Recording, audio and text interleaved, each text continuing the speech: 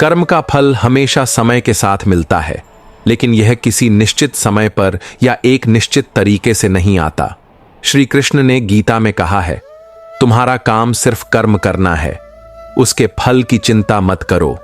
इसका मतलब है कि हम जो भी कार्य करते हैं उसका परिणाम किसी भी समय आ सकता है और उसे हमें केवल अपनी जिम्मेदारी और समर्पण से निभाना चाहिए। कर्म का फल कभी जल्दी, कभी देर से और कभी अप्रत्याशित रूप से आता है। कई बार हम जो अच्छा करते हैं उसका फल तुरंत मिलता है, तो वहीं कुछ अच्छे कर्मों का फल हमें समय के साथ मिलता है। इसी तरह यदि हम बुरे कर्म करते हैं तो उनका फल भी हमें किसी न किसी रूप में मिलता है, चाहे वह इस जीवन में हो या अगले जीवन में। यह भी ध्यान रखना जरूरी है कि कर्म का फल केवल बाहरी दुनिया में नहीं, बल्कि हमारे भीतर भी प्रकट होता है।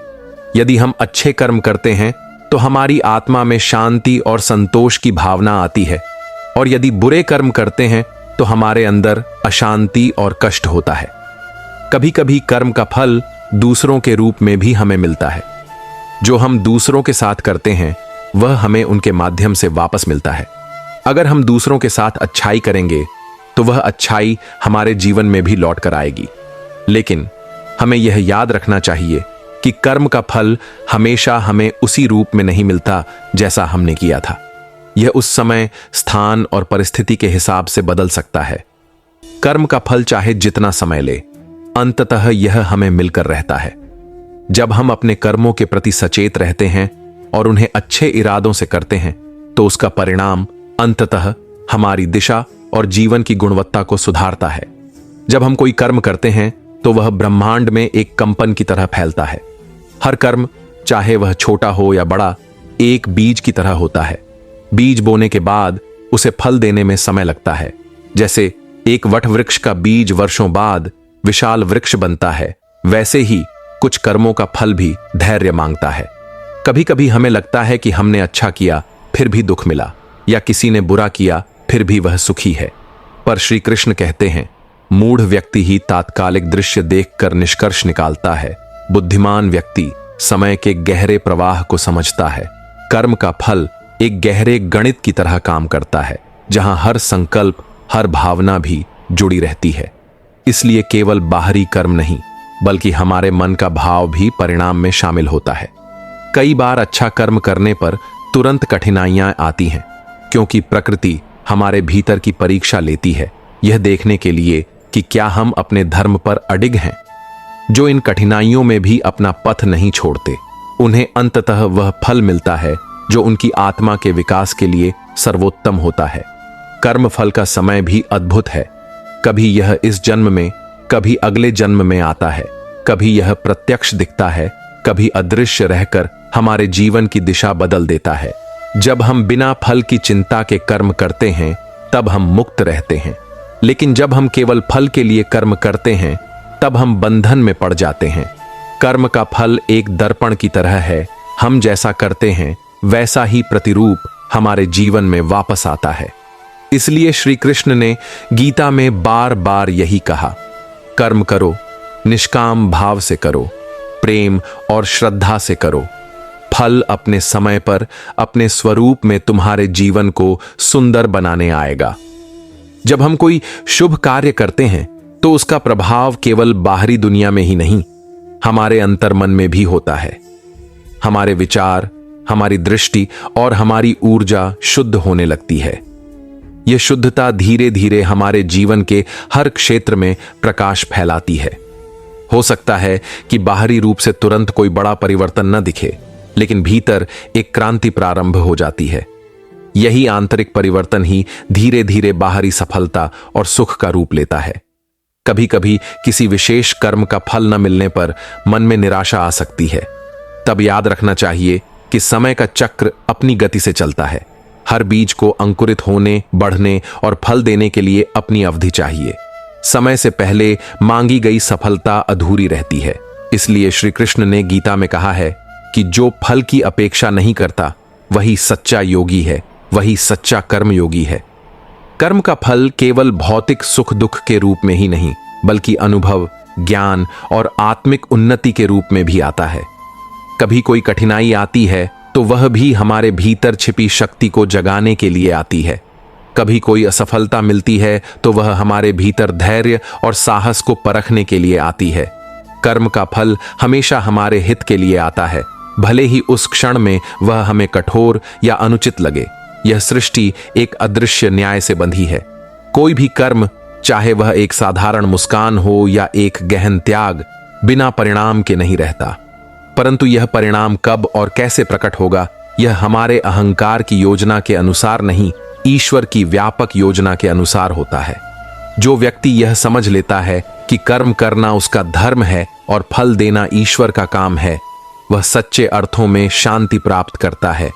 वह व्यक्ति परिस्थितियों से न डगमगाता है, न समय के उतार चढ़ाव से दुखी होता है। वह अपने भीतर एक गहरे विश्वास की रोशनी जलाए रखता है कि जो कुछ भी आ रहा है वह मेरे कर्मों का सटीक और हितकारी परिणाम है। इसलिए कर्म करते रहो, सच्चे भाव से करते रहो, समर्पण और प्रेम के साथ करते रहो। जो तुम्हारा है वह सही समय पर सही रूप में तुम्हारे पास आएगा, और जो तुम्हारा नहीं है वह लाख प्रयास करने पर भी तुम्हें नहीं मिलेगा। श्री कृष्ण स्वयं गीता में आश्वस्त करते हैं, मैं भक्त का योगक्षेम वहन करता हूं। जब हम इस भाव में कर्म करते हैं तब जीवन स्वयं एक सुंदर यात्रा बन जाता है, जहां हर कदम पर परमात्मा का आशीर्वाद अनुभव होता है। कर्म का फल कभी सीधे नहीं आता, वह रास्ते बनाता है, धैर्य मांगता है, और अंततः जब आता है तो हमें पहले से कहीं अधिक परिपक्व बना चुका होता है। कई बार हम सोचते हैं कि हम जो मेहनत कर रहे हैं उसका कोई परिणाम नहीं मिल रहा, लेकिन वास्तव में वह हर क्षण हमें भीतर से गढ़ रहा होता है। जैसे कोई मूर्तिकार चट्टान पर लगातार चोट करता है पर मूर्ति एकदम से नहीं बनती, वैसे ही हमारे कर्म भी धीरे धीरे हमारी किस्मत का आकार लेते हैं। इस संसार में कोई भी कर्म व्यर्थ नहीं जाता। आज जो दया का बीज बोया है वह कल को करुणा का विशाल वृक्ष बनेगा। आज जो परिश्रम किया है वह कल को सफलता की राह खोलेगा, और आज जो त्याग किया है वह भविष्य में अतुल्य आंतरिक शक्ति बनकर लौटेगा। यह प्रकृति का अटूट नियम है, जैसा बोओगे वैसा ही काटोगे। परंतु कर्म फल का मार्ग सदा सरल नहीं होता। बीच में बाधाएं आती हैं, भ्रम आता है। कई बार तो ऐसा लगता है मानो सब व्यर्थ चला गया, पर यह भ्रम ही वास्तविक परीक्षा है। जब मनुष्य इन सब भ्रमों के पार जाकर भी अपने धर्म पर अडिग रहता है, तभी जीवन उसे असली पुरस्कार देता है। कभी हमें तुरंत कर्म का फल नहीं मिलता, क्योंकि जीवन हमें परिपक्वता सिखाना चाहता है। कभी हमें देर से फल मिलता है, क्योंकि तब हम उसे संभालने योग्य बन चुके होते हैं। और कभी हमें उस रूप में फल नहीं मिलता जैसा हमने सोचा था, क्योंकि जीवन हमें उससे भी श्रेष्ठ कुछ देना चाहता है। जो व्यक्ति इस रहस्य को समझ जाता है वह कर्म करता है, परंतु उसके भीतर कोई बंधन नहीं होता। वह देता है बिना पाने की इच्छा के। वह प्रेम करता है बिना बदले में प्रेम की अपेक्षा किए। वह सेवा करता है केवल कर्तव्य के भाव से, और तब उसका पूरा जीवन एक ऐसी प्रार्थना बन जाता है जिसे शब्दों की आवश्यकता नहीं होती। श्री कृष्ण बार बार हमें यही सिखाते हैं, हे अर्जुन, अपने कर्मों से संसार को सींचो, अपने कर्तव्य से यज्ञ करो, अपने जीवन से प्रेम फैलाओ। फल अपने आप तुम्हारे चरणों में आकर गिरेगा, तब जब तुम स्वयं फल के बंधन से मुक्त हो चुके होगे। इसलिए कर्म करो, प्रेम करो, समर्पण करो, न समय से लड़ो, न परिणाम से डरो। जो बोया है वह खिलेगा, जो जिया है वह फलित होगा। तुम्हारा प्रत्येक शुभ संकल्प ब्रह्मांड में गूंज रहा है, और समय आने पर वह तुम्हारे जीवन को आशीर्वादों से भर देगा। अर्जुन युद्ध भूमि में खड़ा है, मन में प्रश्नों का तूफान है। श्री कृष्ण मुस्कुराते हुए उसे देख रहे हैं। अर्जुन पूछता है, अर्जुन, केशव, मैं देखता हूं कि कई बार धर्म के पथ पर चलने वाले भी कष्ट भोगते हैं और अधर्मियों के पास ऐश्वर्य होता है। यह कैसा न्याय है प्रभु? जब हम कर्म करते हैं तो उसका फल कब और कैसे मिलेगा? क्या हमारे श्रम का कोई अर्थ भी है? श्री कृष्ण, पार्थ, तुम्हारा प्रश्न सरल नहीं, पर उसका उत्तर अमृत के समान है। सुनो, कर्म एक बीज है और बीज को फल बनने में समय लगता है। कुछ बीज बरसात में फलते हैं, कुछ को रथुइयां बदलनी पड़ती हैं। इसी तरह हर कर्म का फल भी उसके स्वभाव और समय के अनुसार प्रकट होता है। अर्जुन, परंतु प्रभु, यदि बीज बोने वाला ही उसका फल न देख पाए तो वह बीज बोने का प्रयत्न क्यों करे? श्री कृष्ण, क्योंकि अर्जुन, बीज बोना स्वयं एक यज्ञ है। जब तुम प्रेम से, समर्पण से कर्म करते हो तो वह केवल बाहर नहीं, भीतर भी तुम्हें बदलता है। तुम्हारा हर शुभ कर्म तुम्हें भीतर से अधिक निर्मल, अधिक उज्जवल बनाता है और अंततः वही आंतरिक प्रकाश तुम्हारे जीवन में बाहरी फल के रूप में प्रकट होता है। अर्जुन, लेकिन प्रभु, यदि फल में देर हो तो धैर्य कैसे बनाए रखें? श्री कृष्ण, धैर्य ही तो सच्ची भक्ति है धनंजय। जब तुम बिना हड़बड़ाहट के, बिना अपेक्षा के कर्म करते हो तब तुम समय से भी ऊपर उठ जाते हो, तुम बंधन से मुक्त हो जाते हो। याद रखो अर्जुन, फल तुम्हारे हाथ में नहीं, कर्म तुम्हारे हाथ में है। और जो केवल कर्म में रमा रहता है उसे ऐसा सुख प्राप्त होता है जिसे न समय छीन सकता है न परिस्थितियां। अर्जुन, प्रभु, क्या कभी ऐसा भी हो सकता है कि किसी का कर्म फल अगले जन्म में मिले? श्री कृष्ण, निःसंदेह अर्जुन, आत्मा अनश्वर है, उसकी यात्रा लंबी है। जो कर्म आज अधूरा रह जाता है वह आगे के जीवन में भी अपना फल लेकर आता है। कोई भी शुभ संकल्प, कोई भी सत्य प्रयास व्यर्थ नहीं जाता। जीवन के ताने बाने में हर कर्म एक धागे की तरह जुड़ता है और अंततः एक सुंदर चित्र रचता है जिसे तुम अभी नहीं देख सकते। अर्जुन, गंभीर होकर, केशव, अब मैं समझ रहा हूं, मुझे केवल अपने कर्म पर ध्यान देना है, फल को ईश्वर पर छोड़ देना है। श्री कृष्ण मुस्कुराते हुए, यही ज्ञान है अर्जुन। जब तुम अपने कर्म को पूजा बना देते हो और अपने हृदय को समर्पित कर देते हो तब स्वयं समय तुम्हारी सेवा में लग जाता है। तब तुम जो भी करोगे वह तुम्हें परम पथ की ओर ले जाएगा, जहां न आशा होगी न निराशा, केवल आनंद होगा। अर्जुन के चेहरे पर शांति की एक दिव्य आभा फैल जाती है। वह धनुष उठाता है और पूरी श्रद्धा से अपने धर्म का पालन करने बढ़ चलता है। श्री कृष्ण उसे देखते हैं और भीतर से मुस्कुराते हैं, क्योंकि यही तो कर्मयोग की सबसे सुंदर उपलब्धि है। कुरुक्षेत्र का रणभूमि शांत है, आकाश में अरुणिमा फैल रही है। अर्जुन रथ पर बैठे हैं, धनुष नीचे है, उनका मन कर्म, फल और जीवन के रहस्यों में उलझा हुआ है। श्री कृष्ण सारथी के रूप में उसे देख मुस्कुराते हैं और फिर गंभीर स्वर में कहते हैं, श्री कृष्ण, हे पार्थ, आज तुम्हारे भीतर जो मंथन हो रहा है वही साधना का आरंभ है। तुम जानना चाहते हो कर्म का फल कब मिलेगा, कैसे मिलेगा? तो सुनो, मैं तुम्हें एक अमूल्य रहस्य बताता हूं। अर्जुन, प्रभु, मेरा चित्त व्याकुल है। कई बार मैं देखता हूं कि सज्जन दुख भोगते हैं, दुष्ट भोग करते हैं। जो धर्म से विचलित हैं वे ऐश्वर्य में मग्न हैं और जो धर्म पर अडिग हैं वे संघर्ष में डूबे हैं। इस असंगति का कारण क्या है केशव? श्री कृष्ण, अर्जुन, संसार का जो स्वरूप तुम्हें दिख रहा है वह अधूरा है। तुम केवल एक क्षण, एक घटना को देख रहे हो, परंतु जीवन अनंत है, कर्मों की यात्रा भी अनंत है। हर जीव अपने पूर्व जन्मों के असंख्य कर्मों का बीज लेकर जन्म लेता है। जो आज हो रहा है वह केवल आज का नहीं, अनगिनत जन्मों की कहानियों का परिणाम है। अर्जुन, तो क्या मैं जो आज करूंगा उसका फल भी मुझे इसी जन्म में नहीं मिलेगा? श्री कृष्ण, निश्चय ही मिलेगा पार्थ। कुछ कर्म तत्काल फल देते हैं, जैसे हाथ को आग में डालो तो तुरंत जलन होगी। कुछ कर्म समय मांगते हैं, जैसे बीज बो तो फल वर्षों बाद मिलता है। और कुछ कर्म इतने गहरे होते हैं कि उनका फल अगली यात्राओं में प्रकट होता है। इसलिए धैर्य, विश्वास और समर्पण ही सच्चे कर्मयोगी के गहने हैं। अर्जुन, प्रभु, यदि परिणाम अनिश्चित है तो प्रयास क्यों करें? क्यों ना मैं निष्क्रिय हो जाऊं? श्री कृष्ण हंसते हुए, हे कौन्तेय, निष्क्रियता भी एक कर्म है। जो निष्क्रिय रहता है वह भी परिणाम भुगतता है। जल में रहकर गीले न होने का प्रयास व्यर्थ है। जीवन स्वयं एक कर्म है। श्वास लेना, विचार करना, प्रेम करना, संघर्ष करना, ये सब कर्म के विभिन्न रूप हैं। तुम चाहे जो करो, कर्म से बच नहीं सकते। इसलिए कर्म करते रहो, परंतु फल की चिंता त्याग दो। अर्जुन आश्चर्य से, केशव, यदि मुझे फल की अपेक्षा ही नहीं करनी है तो जीवन में प्रेरणा कैसे बनी रहेगी? श्री कृष्ण, प्रेरणा का शुद्धतम स्रोत फल की लालसा नहीं बल्कि प्रेम है। जब तुम अपने धर्म, अपने कर्तव्य से प्रेम करोगे तो कर्म स्वयं पूजा बन जाएगा। तुम युद्ध करोगे क्योंकि यह तुम्हारा धर्म है, न कि विजय की आकांक्षा में। तुम सेवा करोगे क्योंकि यह हृदय का स्वभाव बन जाएगा, न कि यश की कामना में।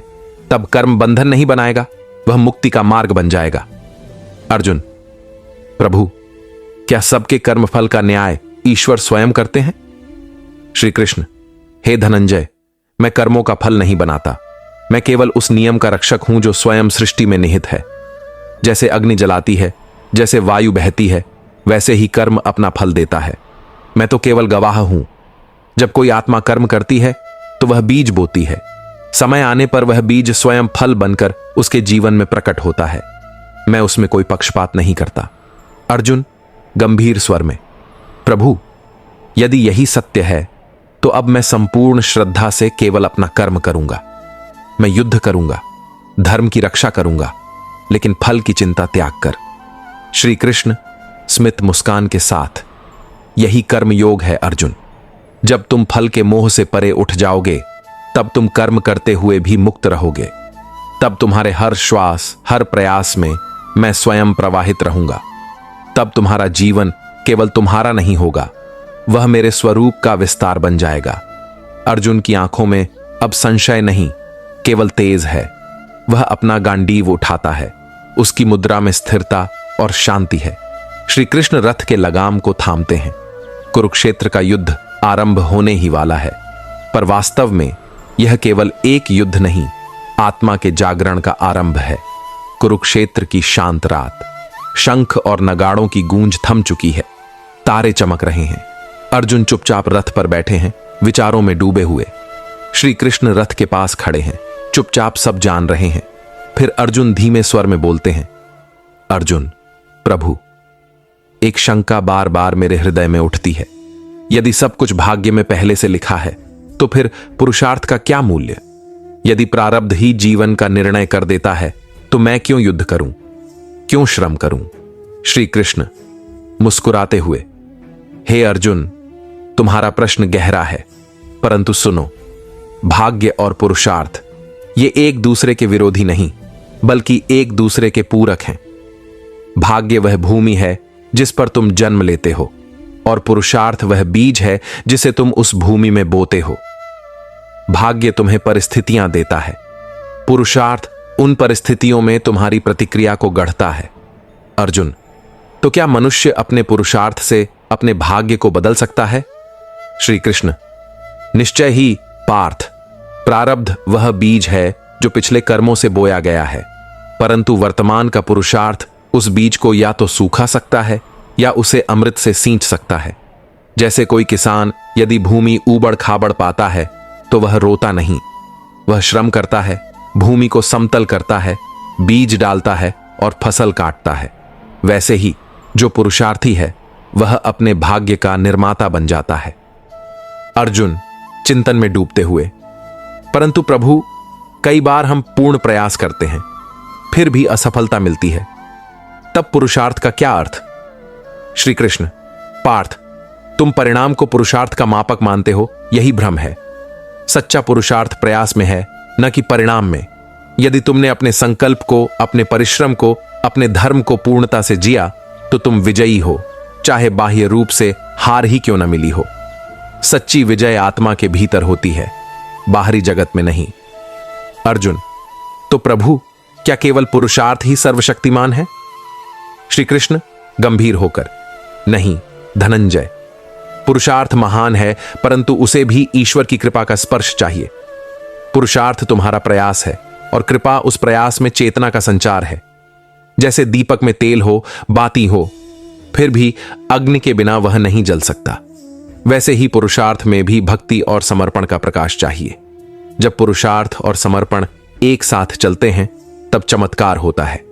तब मनुष्य अपने प्रारब्ध से ऊपर उठ जाता है और ईश्वर की लीला का भाग बन जाता है। अर्जुन गहरे विस्मय से, हे माधव, तो क्या मनुष्य अपनी सीमाओं को पार कर सकता है? श्री कृष्ण मधुर स्वर में, हां पार्थ, अवश्य कर सकता है। तुम स्वयं उदाहरण हो। तुम कुरुवंश के राजकुमार हो, परंतु पुरुषार्थ और साधना से तुम लोक कल्याण के साधक बन सकते हो। कर्म करते रहो, धर्म के पथ पर अडिग रहो, फल की चिंता मत करो।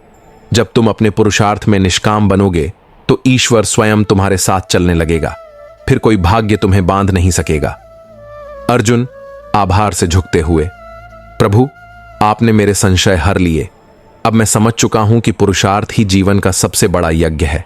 मैं अपने समस्त बल, अपनी समस्त श्रद्धा से कर्म करूंगा और शेष आपको अर्पित कर दूंगा। श्री कृष्ण हर्षित होकर, यही अपेक्षित है धनंजय।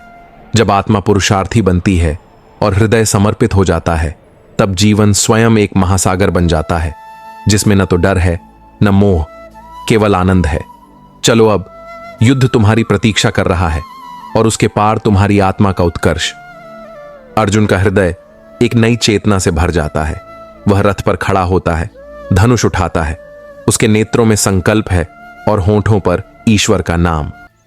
कृष्ण मुस्कुराते हैं, क्योंकि अब अर्जुन केवल योद्धा नहीं रहा, अब वह कर्मयोगी बन गया है। कुरुक्षेत्र के युद्ध से पहले की गहन रात, चारों ओर शांति है। अर्जुन अकेले खड़ा है, आकाश की ओर निहारते हुए। उसकी आंखों में प्रश्न है। श्री कृष्ण धीरे धीरे उसके पास आते हैं और करुणा भरे स्वर में बोलते हैं, श्री कृष्ण क्या सोच रहे हो पार्थ? अर्जुन धीरे से, प्रभु मेरा मन उलझ गया है। आप कहते हैं कि कर्म करो, परंतु उसमें आसक्ति ना हो। फिर आप प्रेम की भी बात करते हैं। यदि मैं किसी कार्य से प्रेम करूं तो उसमें आसक्ति ना आ जाए, यह कैसे संभव है? श्री कृष्ण मुस्कुराते हुए, अर्जुन प्रेम और आसक्ति में उतना ही अंतर है जितना कि आकाश और बादल में। आसक्ति बांधती है, प्रेम मुक्त करता है। जब तुम किसी फल की इच्छा से कर्म करते हो, वह आसक्ति है। जब तुम केवल प्रेमवश बिना किसी स्वार्थ के कर्म करते हो, वह निष्काम प्रेम है। वही सच्चा योग है। अर्जुन गंभीर होकर, तो क्या प्रेम से किया गया कर्म भी त्याग की ओर ले जाता है? श्री कृष्ण निश्चित ही। देखो पार्थ, जब मां अपने शिशु की सेवा करती है तो क्या वह फल की प्रतीक्षा करती है? नहीं, वह केवल प्रेम में डूबी रहती है। सेवा स्वयं में उसकी तपस्या बन जाती है। उसी प्रकार जब तुम अपने धर्म, अपने कर्तव्य से प्रेम करोगे, तब कर्म तपस्या बन जाएगा और तपस्या पूजा बन जाएगी। अर्जुन, प्रभु यह तो अत्यंत गहन रहस्य है, परंतु प्रेम में तो दर्द भी होता है, वियोग भी होता है। यदि मैं कर्म से प्रेम करूं और उसमें विफल हो जाऊं तो उस पीड़ा का क्या होगा? श्री कृष्ण गहरे स्वर में, पार्थ प्रेम में जो पीड़ा होती है वह आत्मा को शुद्ध करती है। जो प्रेम निष्कलंक होता है उसमें वियोग भी योग बन जाता है। जब तुम्हारा प्रेम इतना पवित्र हो जाए कि उसमें केवल देने की इच्छा हो, पाने की नहीं, तब तुम्हें किसी विफलता से पीड़ा नहीं होगी। तब हर परिस्थिति तुम्हारे लिए एक अवसर बन जाएगी, स्वयं को अर्पित करने का, स्वयं को खोकर ब्रह्म में विलीन होने का। अर्जुन आंखों में चमक के साथ, केशव तो क्या कर्म से प्रेम करना ही भक्ति है? श्री कृष्ण मुस्कुराते हुए, हां धनंजय, प्रेम से किया गया कर्म ही भक्ति है। जब तुम अपने हर कर्म में मुझे देखोगे, हर कण में मेरा अनुभव करोगे, तब तुम्हारा जीवन स्वयं एक प्रार्थना बन जाएगा। तब न तो सफलता तुम्हें घमंडित करेगी, न असफलता तुम्हें तोड़ेगी।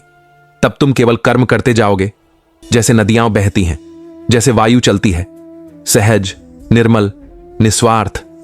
अर्जुन पूर्ण श्रद्धा से झुककर, प्रभु अब मैं समझ चुका हूं। मैं अपने युद्ध से प्रेम करूंगा, अपने धर्म से प्रेम करूंगा और उसे आपकी सेवा मानकर करूंगा। मैं फल की चिंता नहीं करूंगा।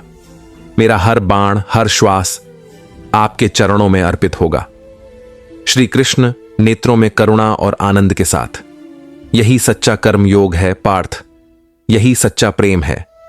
चलो अब उठो, तुम्हारी भुजाएं धर्म की रक्षा के लिए तड़प रही हैं। तुम्हारा प्रेम तुम्हें विजय दिलाएगा, चाहे वह भीतर की हो या बाहर की। अर्जुन अपनी आंखें बंद कर श्री कृष्ण के चरणों में प्रणाम करता है। जब वह उठता है तो उसके भीतर एक अद्भुत प्रकाश है। वह अब केवल योद्धा नहीं, वह एक प्रेमी साधक है, जो हर कर्म को ईश्वर के प्रति समर्पण समझकर करने चला है। श्री कृष्ण मुस्कुराते हैं और रथ आगे बढ़ता है, एक नए युग का उद्घाटन करने। बहुत समय पहले की बात है। द्वारका नगरी के पास एक छोटा सा गांव था। वहां एक साधारण कुम्हार रहता था। नाम था दीरथ। दीर्थ हर दिन मिट्टी के घड़े बनाता, चुपचाप, निश्चल भाव से। वह न तो अधिक धन चाहता था न यश। उसके हाथों में करुणा थी और उसकी आंखों में समर्पण। लोग कहते, दीरथ, तुम इतने सुंदर घड़े बनाते हो, फिर भी इतने निर्धन क्यों हो? दीर्थ मुस्कुराता और कहता, मैं घड़ा नहीं बनाता, मैं अपनी प्रार्थना गढ़ता हूं। मेरा काम ही मेरा प्रेम है। धन और यश तो आते जाते हैं, पर प्रेम तो भीतर बसता है। एक दिन द्वारका में एक बड़ा आयोजन हुआ। श्री कृष्ण स्वयं नगर भ्रमण पर निकले। चारों ओर जय जयकार हो रही थी। रथ पर बैठे श्री कृष्ण अचानक रुके और अपने सारथी से बोले, इस मार्ग के किनारे एक कुम्हार है, चलो पहले वहां चलते हैं। लोग चकित थे। इतने बड़े आयोजन में श्री कृष्ण किसी छोटे साधारण कुम्हार से मिलने क्यों जा रहे थे? पर श्री कृष्ण मुस्कुराए, क्योंकि वह तो हृदयों के प्रेम को देखते हैं, बाहरी आडंबर को नहीं। दीरथ अपने चाक पर मिट्टी गढ़ रहा था जब श्री कृष्ण उसके सामने आए। दीर्थ ने जैसे ही कृष्ण को देखा, वह तुरंत अपने गीले हाथों से उठ खड़ा हुआ। उसकी आंखों से अश्रुधारा बह चली। उसने मस्तक झुकाकर कहा, प्रभु, आप स्वयं मेरे घर पधारे।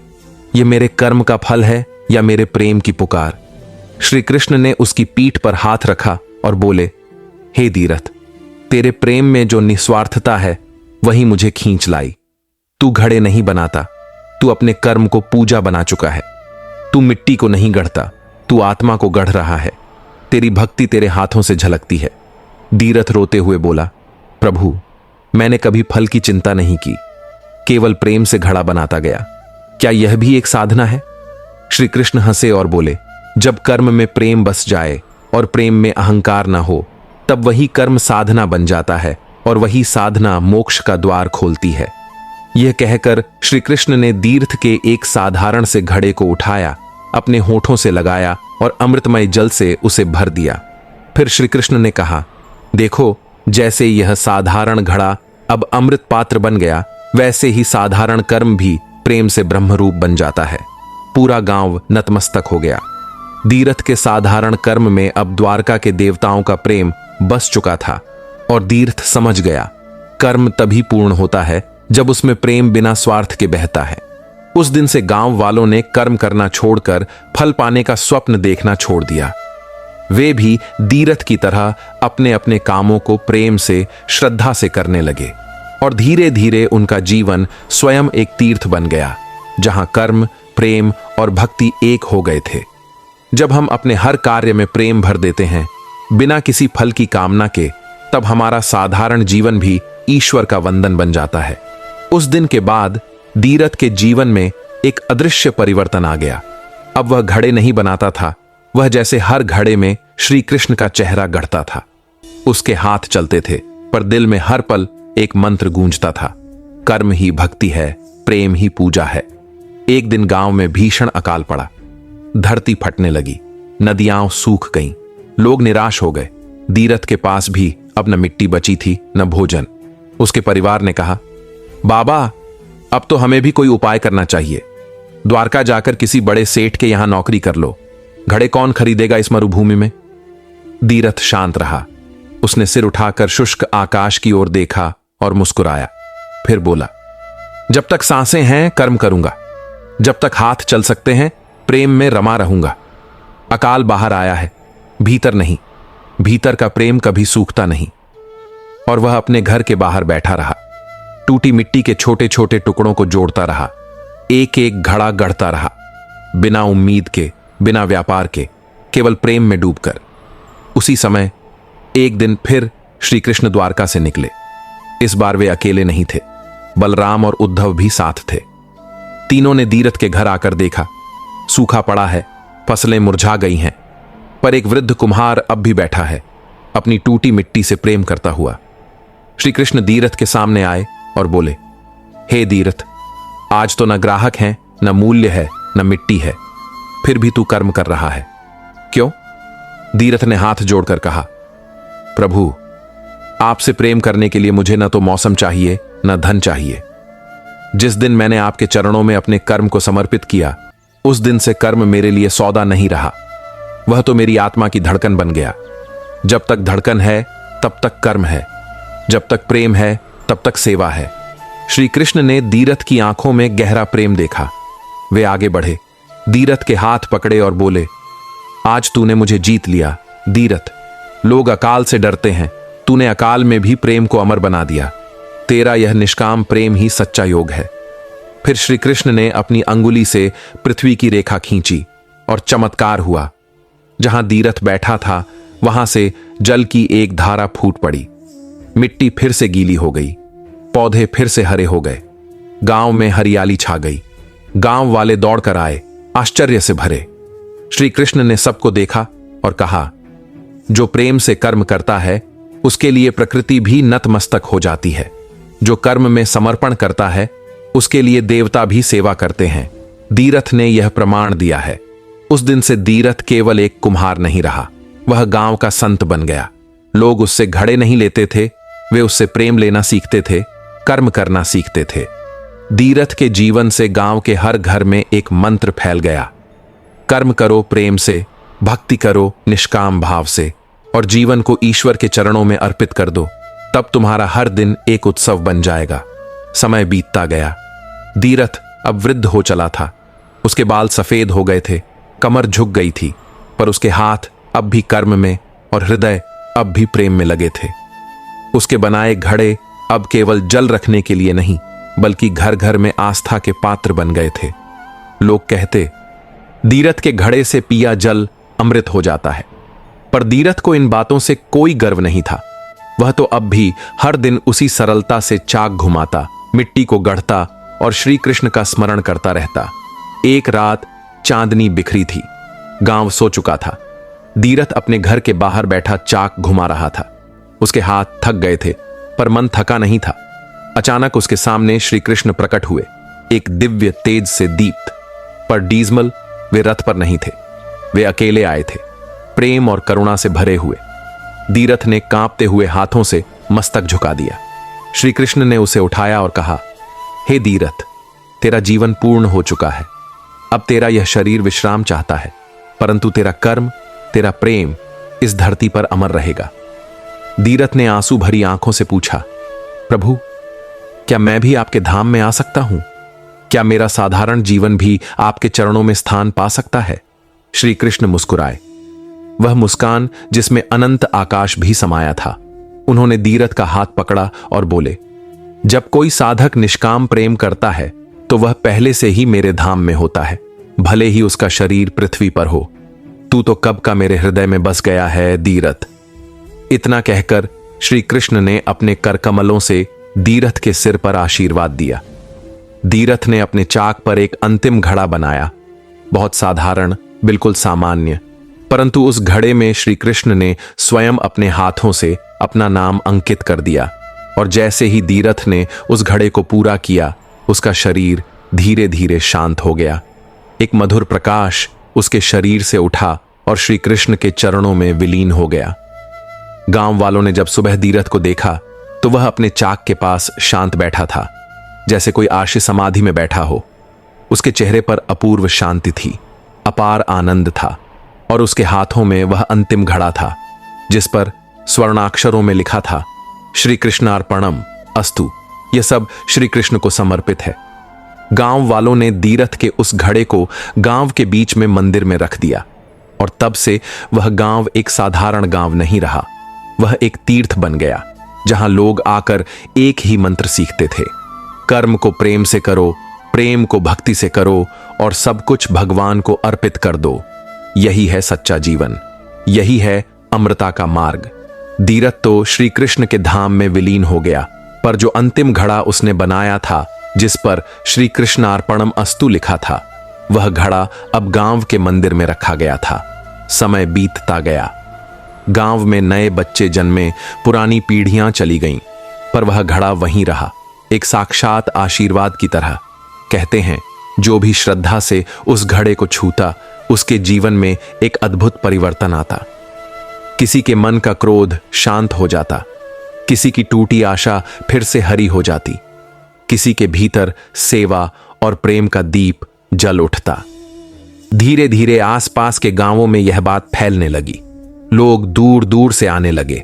कई धनी व्यापारी आए और बोले, हम इस घड़े के बदले सोना देंगे। पर गांव वालों ने नम्रता से उत्तर दिया, यह घड़ा कोई वस्तु नहीं है, यह हमारे गुरु दीरथ की साधना है। यह घड़ा मिट्टी से नहीं बना, प्रेम से गढ़ा गया है। इसे न खरीदा जा सकता है, न बेचा। एक दिन एक बुद्धिमान साधु आया। उसने घड़े के सामने बैठकर घंटों ध्यान किया। फिर उसने गांव वालों से कहा, यह घड़ा केवल मिट्टी नहीं है, इसमें तपस्या का तेज है। यह घड़ा बताता है कि कर्म जब प्रेम बन जाता है तो साधारण मिट्टी भी चैतन्य में बदल जाती है। यह घड़ा तुम्हें हर दिन याद दिलाए कि धन्य वही है जो बिना किसी फल की इच्छा के प्रेम से कर्म करे। गांव वालों ने उस दिन एक व्रत लिया। उन्होंने निश्चय किया, हम अपने जीवन को भी दीरथ के जैसे बनाएंगे। हर काम में ईश्वर को देखेंगे, हर श्वास को भक्ति बना देंगे।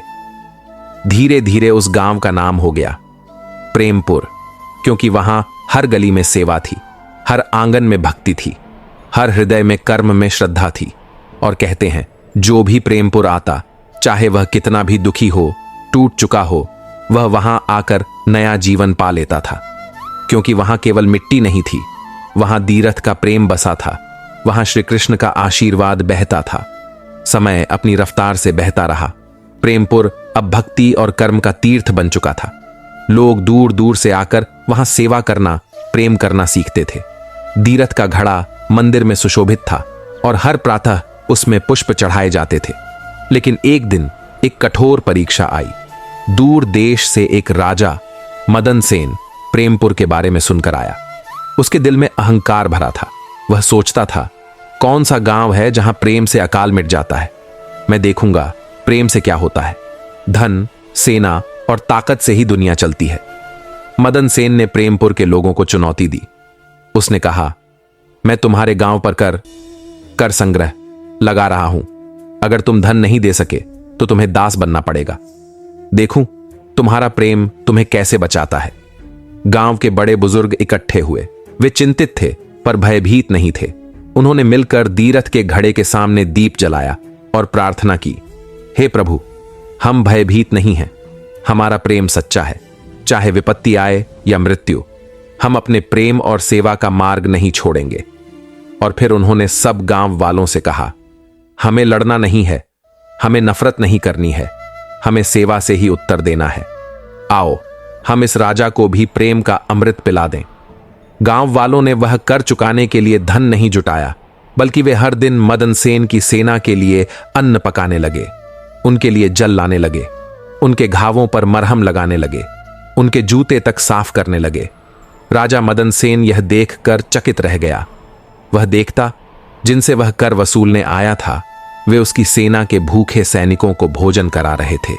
वे उन घायल सिपाहियों को भी प्रेम से दवाई दे रहे थे जो प्रेमपुर पर हमला करने आए थे। धीरे धीरे राजा का हृदय बदलने लगा। एक रात वह चुपके से मंदिर में आया जहां दीरथ का घड़ा रखा था। वहां उसने देखा एक साधारण घड़ा, परंतु जैसे कोई अदृश्य शक्ति वहां बह रही थी। एक मधुर शांत संगीत जैसे उसके कानों में उतर रहा था। उसने अपना मुकुट उतार दिया। वह भूमि पर गिर पड़ा और रो पड़ा। मदन सेन ने फूट फूट कर प्रार्थना की, हे दीरथ, हे कृष्ण, मैंने घृणा बोने आई थी, तुमने प्रेम उगा दिया। मैंने भय फैलाने आया था, तुमने सेवा का दीप जला दिया। अब मैं भी तुम्हारे प्रेम का सेवक बनूंगा। अगली सुबह राजा मदन सेन ने प्रेमपुर के चौराहे पर आकर सबके सामने घोषणा की, मैं प्रेमपुर पर कोई कर नहीं लगाऊंगा, बल्कि मैं स्वयं प्रेमपुर का रक्षक बनूंगा। यह गांव सिखाता है कि दुनिया को हथियार नहीं, प्रेम चाहिए। अब से मैं अपनी सेना को सेवा में लगाऊंगा, युद्ध में नहीं। गांव वालों ने आंसू भरी आंखों से आकाश की ओर देखा, जहां लगता था श्री कृष्ण की मुस्कान चांदनी बनकर फैल गई थी। और प्रेमपुर एक बार फिर साक्षी बन गया कि प्रेम सबसे बड़ा बल है और निष्काम कर्म सबसे बड़ी विजय। आज की वीडियो में बस यही तक। आपसे मिलते हैं एक और नई वीडियो में। तब तक के लिए आपसे विदा लेते हैं और साथ ही हमारा यहां तक साथ देने के लिए दिल से धन्यवाद। आप सभी खुश रहे।